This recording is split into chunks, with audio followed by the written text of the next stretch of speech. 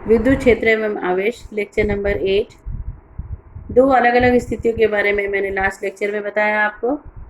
उसमें से पहला मैं ले रही हूँ विद्युत द्विध्रुव के कारण विद्युत क्षेत्र। विद्युत द्विध्रुव की, इसके पहले हम क्या लेते थे? आवेश के कारण विद्युत क्षेत्र। अब हम कैसा सिस्टम, एक सिस्टम ले रहे हैं और सिस्टम का नाम क्या है? विद्युत द्विध्रुव। आपको विद्युत द्विध्रुव बोलने से तुरंत आपके दिमाग में आ जाना चाहिए कि एक प्लस क्यू आवेश है, एक माइनस क्यू आवेश है, जो कि बहुत अत्यंत अल्प दूरी पर स्थित है, आपस में एक सिस्टम बनाते हैं और इसी को विद्युत द्विध्रुव कहते हैं। विद्युत द्विध्रुव भी क्या करता है? विद्युत क्षेत्र उत्पन्न करता है। तो हम क्या करेंगे? बिंदु P को अलग अलग स्थिति में रख करके विद्युत क्षेत्र की गणना करेंगे। तो इसमें पहला स्थिति जो आपको पहले ही मैंने बताया था, अक्षीय स्थिति, इसको कहते हैं एंड ऑन पोजिशन और it is also called axial position. सबसे पहले जब आप एग्ज़ाम में इन प्रश्नों को सॉल्व करेंगे तो आपको बहुत ज़्यादा क्लैरिफाई होना चाहिए अपने आप में कि बिंदु P अक्षीय स्थिति में है कि निरक्षीय स्थिति में है या किसी अन्य स्थिति में है, आपको ये ध्यान रखना पड़ेगा। यहाँ पर मैंने एक डायपोल लिया है, डायपोल का नाम AB है। A पर हमने प्लस क्यू आवेश को रखा हुआ है, B पर माइनस क्यू आवेश को रखा है। AB का मध्य बिंदु O है। AB की लंबाई या डायपोल की जो लंबाई वो है 2A है। ये एक डायपोल है, आप समझ गए।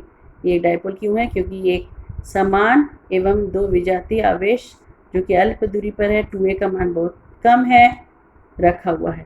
इस डायपोल के देखिए अक्षीय स्थिति पर लंबाई के अनुदिश, डायपोल के लंबाई के अनुदिश हमने एक बिंदु P रखा हुआ है। इस बिंदु P पर डायपोल कितना विद्युत क्षेत्र लगाता है, ये हम गणना करने जा रहे हैं। आप इस प्रश्न को अच्छे से समझ लीजिए कि हम क्या करने जा रहे हैं।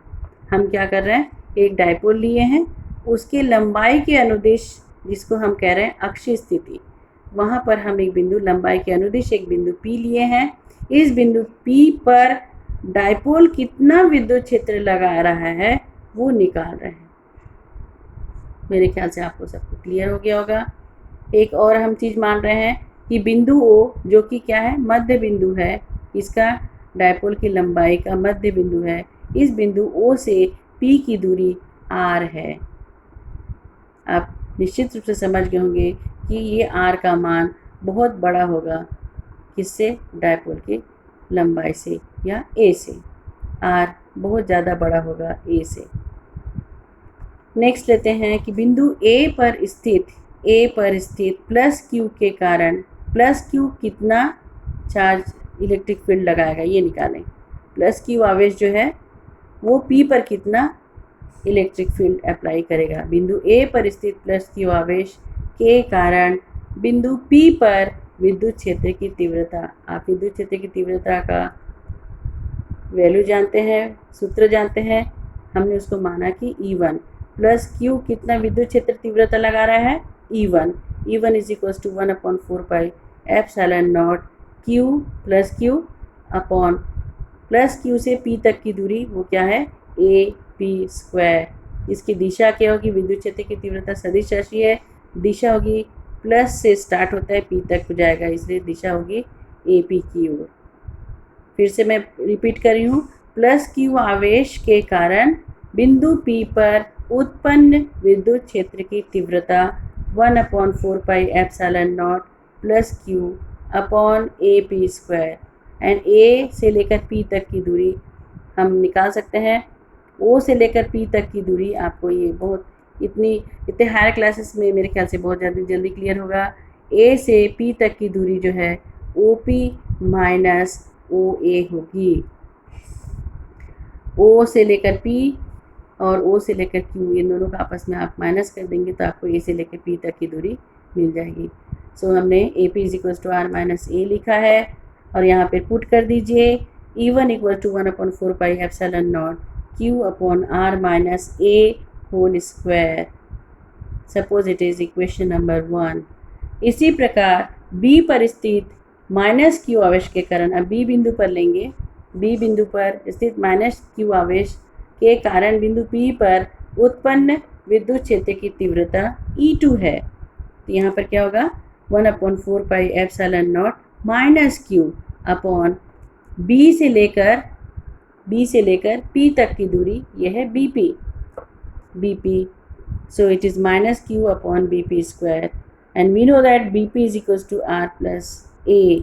Therefore, E2 is equals to 1 upon 4 pi epsilon naught minus Q upon R plus A whole square, and let it is equation number 2. अतः बिंदु P पर परिणामी तीव्रता मतलब E1 और E2 दोनों के द्वारा उत्पन्न एक तीव्रता निकालेंगे. Suppose that is E. परिणामी विद्युत क्षेत्र की तीव्रता माना कि E है. E क्या हो जाएगा? E1 minus E2. E1 minus E2. एक प्लस है एक माइनस है. हमने E1 से E2 को माइनस किया, हमने E2 से E1 को माइनस क्यों नहीं किया? ये सवाल होता है. अब आप E1 पर आ जाइए. E1 क्या है? A से लेकर P तक की दूरी है. और E2 क्या है? E2 में देखिए B से लेकर P तक की दूरी. कौन सी दूरी बड़ी हुई? यहाँ पर कौन सी दूरी बड़ी हुई? अब क्लियरली आप समझ सकते हैं कि BP बड़ा है AP से. ये AP छोटा है और BP बड़ा है. यहाँ पर हर में ये क्या है?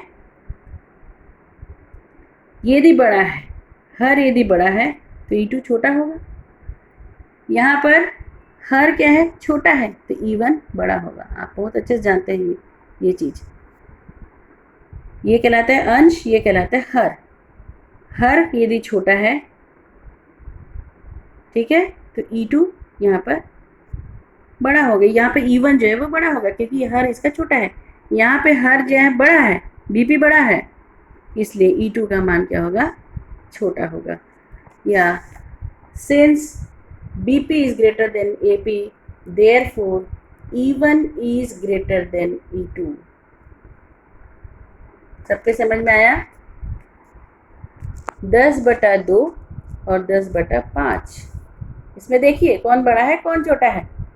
यहाँ पर हर जो है, देखो दोनों का अंश यहाँ पे समान है, दोनों का अंश समान है. हर में डिफरेंस है. इसका हर जो है वो छोटा है, इसका हर जो है वो बड़ा है. तो 10/2 कितना आता है? 5. जबकि 10/5 कितना आता है? 2. तो कौन बड़ा हुआ? जिसका कि अंश छोटा है. ठीक है, तो AP छोटा है इसलिए E1 बड़ा हुआ और E2 छोटा हुआ, इसलिए हमने E1 से E2 को माइनस किया. So E is equals to E1 minus E2. आप वैल्यू रख दीजिए 1/4 pi epsilon naught Q upon R minus a whole square minus 1/4 pi epsilon naught Q upon R plus a whole square. हमने common term निकाल दिए बाहर.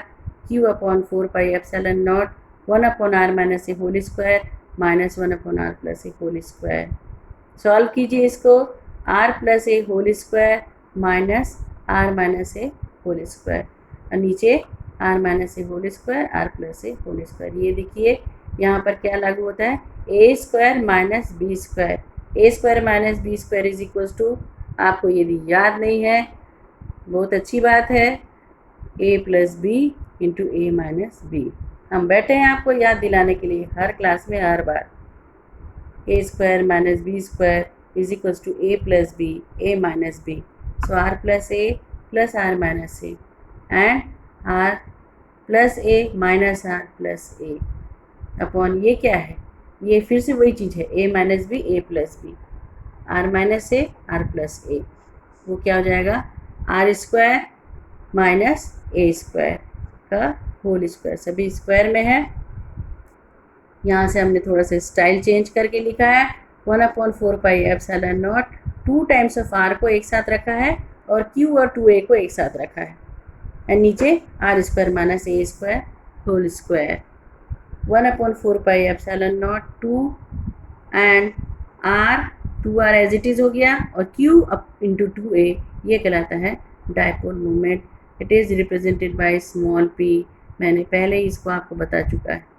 तो ये आ गया 2PR R square minus A square whole square. E अक्षीय स्थिति में, चूँकि हम E का मान निरक्षीय स्थिति में निकालेंगे, फिर किसी भी स्थिति में निकालेंगे, E के मान को 3 प्रकार से हम निकालेंगे. ई अक्षीय स्थिति में, ई निरक्षीय स्थिति में और ई किसी भी स्थिति में। तो यहाँ पर इसलिए हमने अलग से इसको मेंशन करने के लिए लिख दिया है ई अक्षीय स्थिति 1/4 pi epsilon naught 2pr upon r square minus a square whole square. यहाँ पर हमने एक कंडीशन लगाया कि if r is very very, ये क्या एक जनरल सोल्यूशन है। अब यहाँ पर हम एक कंडीशन लगा रहे हैं, we know that r is very very greater than a, therefore we can neglect a, हम a की उपेक्षा कर सकते हैं। तो ई अक्षी में 1/4 पाई एप्सिलॉन नॉट 2pr और यहाँ पर a हट गया तो r का स्क्वायर के और square means r to the power 4 and 1r will cancel out from here. So E will be equal to 1/4 pi epsilon not 2p upon r cube. आप ये अच्छे से याद रखेंगे कि ये अक्षीय स्थिति का फॉर्मूला है। E अक्षीय स्थिति में because of a dipole 1/4 pi epsilon not 2p upon r cube, 2p upon r cube. इसके पहले लेक्चर नंबर 5 में 5 के बाद मैंने एक आपको चुंबक से रिलेटेड, चुंबकीय क्षेत्र से रिलेटेड एक लिंक भेजा था। आपने शायद उसको देख लिया होगा। आप उसको एक तरफ रखिए, एक साथ रखिए, क्योंकि इसका और यूनिट 1 का कुछ मेल है। इसको हम बाद में उस लिंक के साथ जोड़ करके आपको बताएंगे कि वो चुंबकीय वाला जो लिंक मुझे मिला था मैंने आपको क्यों दिया। उससे रिलेट करके हम विद्युत क्षेत्र के साथ चुंबकीय क्षेत्र का एक रिलेशन, एक जैसा कुछ टाइप होता है, मिला करके बताने के लिए हमने उसको आपको भेजा था, उस लिंक को। आप उस लिंक को भी संभाल के रखिए और उसका नोट्स बना लीजिए। और मैंने जो आज तक अभी तक बताया है उस सबको आप फेयर कर लीजिए। समय को देखते हुए आपको उसके साथ चलना है, इसलिए आपको ये सारा जो चीज़ बताया जा रहा है एक किसी कारण से ही बताया जा रहा है, क्योंकि क्लासेस अभी संभव नहीं हो पा रहा है। तो आप इस चीज़ को मजाक में, मस्ती में मत लीजिए, आप इस चीज़ को सीरियसली लीजिए। हो सकता है कि आपको बहुत कम समय मिले पढ़ने के लिए, परंतु आपका पढ़ाई तो कंटिन्यू रखना ही है और एग्ज़ाम भी देना है। इसलिए आप सीरियस रहिए, क्योंकि अभी आपको क्लास 12 का एग्ज़ाम है। Okay, thanks.